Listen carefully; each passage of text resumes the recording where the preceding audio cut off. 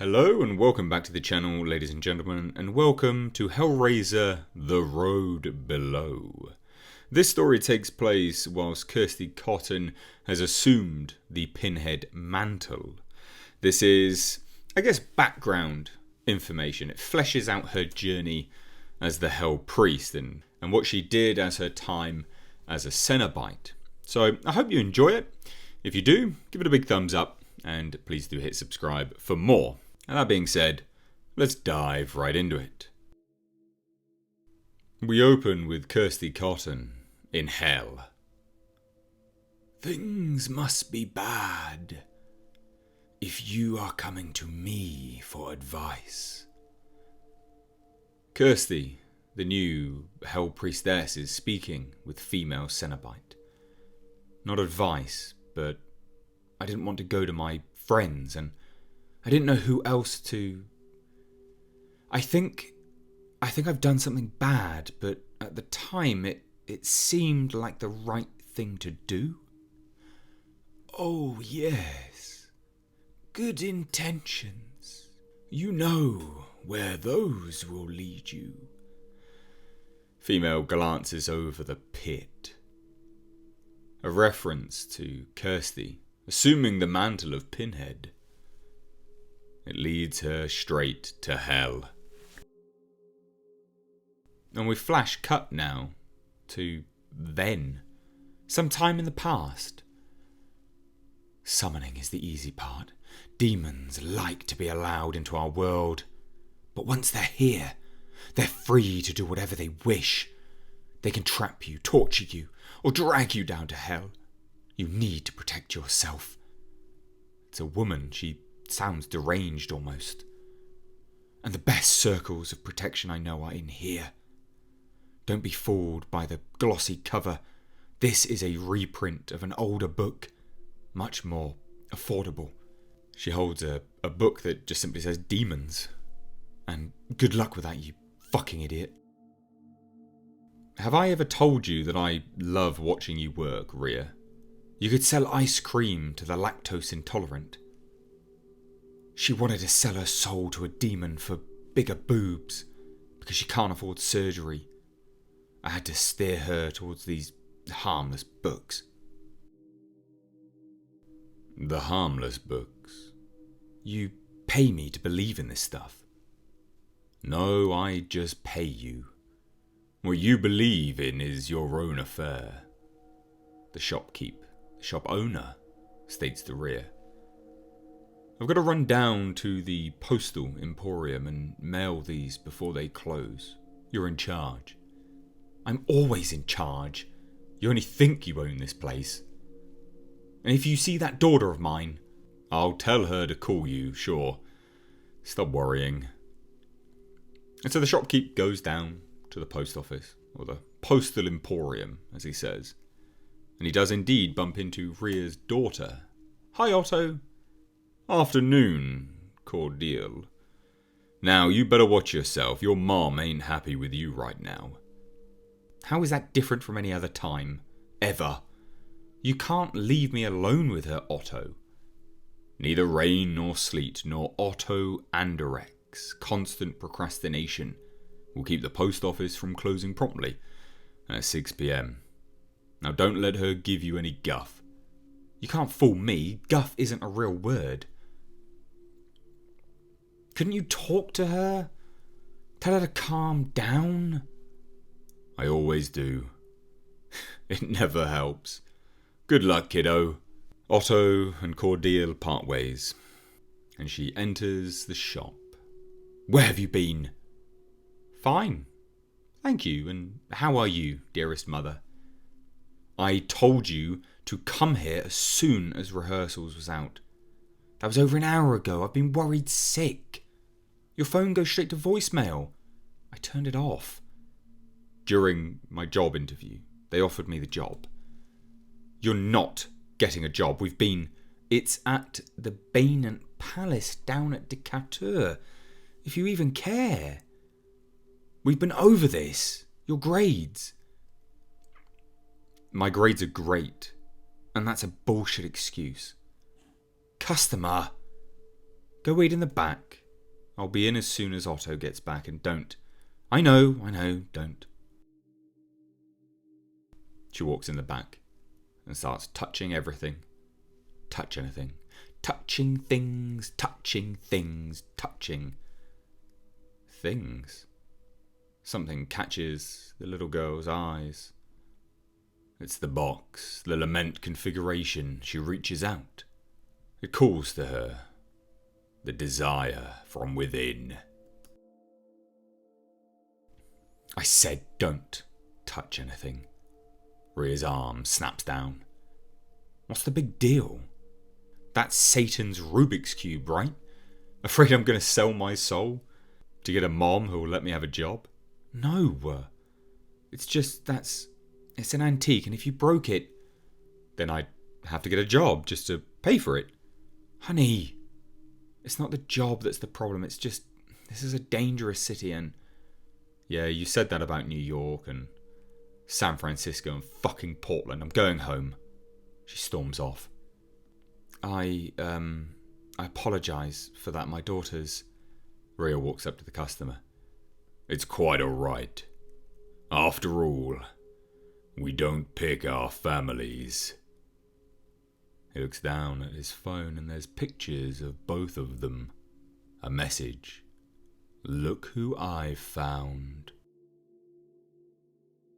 So later that day, we see a rose next to Christian Wolf, father, husband, dreamer, taken too soon. It's Rhea. She places the rose down and just stares, and a voice calls out, "This is nice." It's the man from the shop. Atmospheric. Homey.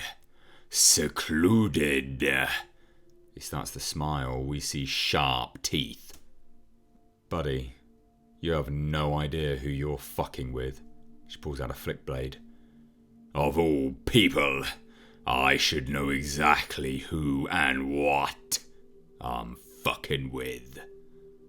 He rips off his clothes. This is not a mortal man. Rhea Wolf.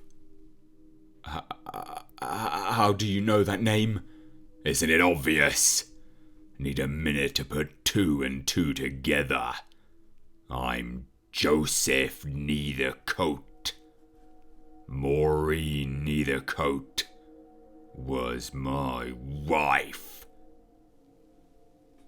We see his eyes now, burning demonic. Do you see what this is? After all these years of my family looking for you, I'm the one who finds you. This is fate. Oh yes, he says as Rhea runs off. By all means run. Destiny is in no hurry. So Rhea begins running through the graveyard, but it's a dead end. And he's there. I bring good news. Your family's dead. I killed the last of your cousins myself a few months ago. That's not... Of course it's good news. The world's a better place without your family in it. Not that you really care. Didn't you abandon them to live among the humans? But I give your kin this. They were tough bastards. There's only a handful of us Neithercoats left now. But better near extinction than the real deal. Yes. There's only the matter of a couple of loose ends. He holds out his arms. To take care of. But Rhea runs in quick and hacks his arm off. Was that how you killed my Maureen? A stupid little knife. He's unfazed. Too bad for you. I'm not as delicate as she was. He raises his arm now. In fact, I'm a whole different animal. His arm rips back through the stump. It's born anew. Please, please, I'm done with this ridiculous feud. I'm done with all the death. Death isn't done with you. I killed your family, but it's okay because now I'm done. That's not how life works. In life, there are consequences for fucking killing my wife.